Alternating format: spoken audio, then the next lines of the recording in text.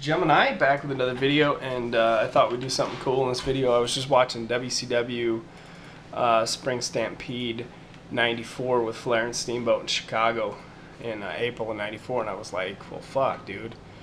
I mean, I've been on this.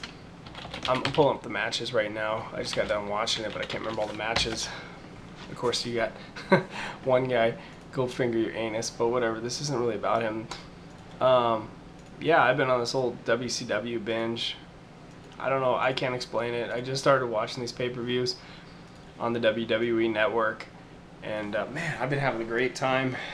It's almost like an addiction. I think I started watching, I was really in the mood to see WCW Super Brawl '93. I wanted to see the White Castle of Fear match with Sting and Vader, and I was like, I watched that pay-per-view. And next thing I know, I'm watching all through '93. I'm watching into '94. And I'm just remembering this incredible time in wrestling in '93, '94 with WCW. And I just got done watching Spring Stampede '94.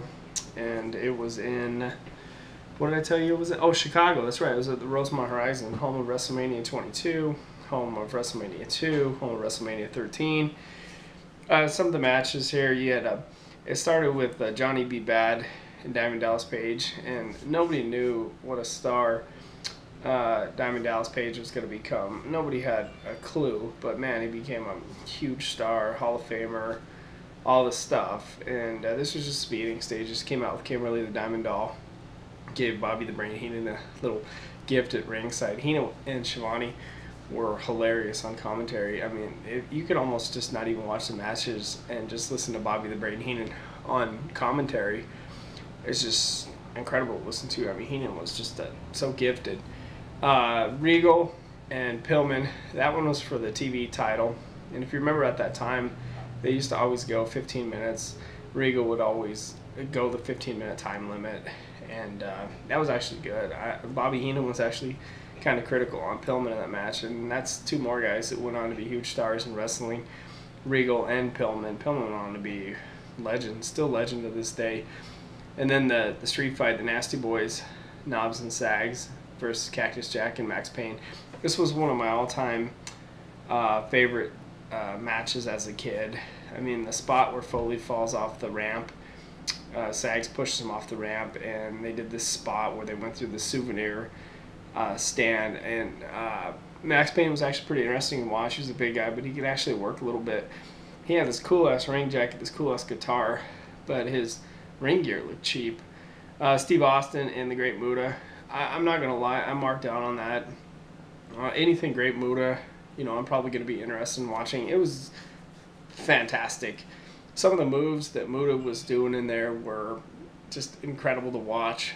And then another great match, Sting and Rick Rude, two just legends, just tearing it down.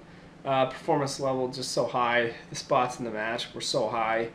Harley Race was bumping, which had me laughing. It was funny to watch Harley bump in '94. He was involved. It was cool to watch. Bunkhouse match. It was Bunkhouse Bunk and Dustin Rhodes. And that was actually a really good match too. And Dustin Rhodes, Goldust, you know, did a pretty deep blade job in that match. It was pretty physical. And then you had Vader and the Big Boss Man, but they call him the Boss. And it was cool in this match too to watch Vader come off the top, 450 pounds with a moonsault. Nobody does that.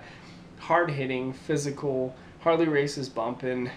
And then the main event was Ric Flair and Ricky Steamboat. And this is a match that's forgotten in 1994.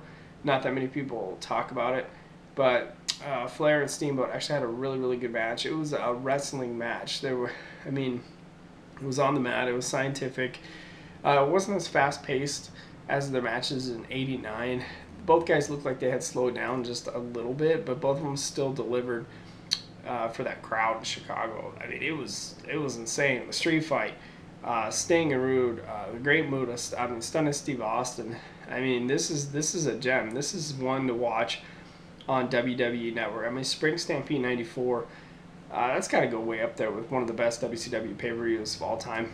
And like I said in my video earlier, it's not. I almost watch these pay-per-views pre-Hogan era, and I'm almost like, man, these pay-per-views were good enough to almost not even bring Hogan in. I know their numbers were low and they only had WCW Saturday Night, and Hogan brought them to mainstream and all that stuff.